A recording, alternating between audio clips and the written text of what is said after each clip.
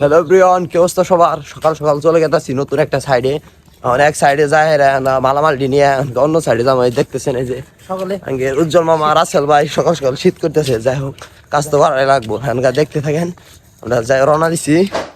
আমরা যে বাসায় কাজের মালামালটি রেখেছিলাম সেই বাসায় দেখি যে রুমটি তালা মারা পরে কি বেকার বক্সের লাইন যেখানে করবো রিড ভেঙেছিলাম ওইখান দিয়ে আমার খালতো ভাই ঢুকাই দিছি।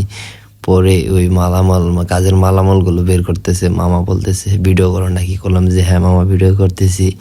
পরে আমরা কাজের মালটি নিয়ে এই বাসায় এসে পড়েছি কাজের জন্য। আমার খালতো ভাই পাইপের লাইনগুলো পরিষ্কার করতেছে।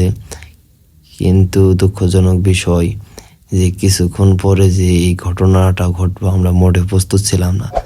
দেখতেছেন মামা এখন পাইপ ফিডিং দিতেছে, কিন্তু দুর্ঘটনাবশত অল্প একটু পানি উঠে ট্যাঙ্কিটি ভেঙে পড়ে মালিকের অনেক বড় ক্ষতি হয়ে গেল। দোষটি আমাদের না, দোষটি হলো রাজমিস্ত্রির।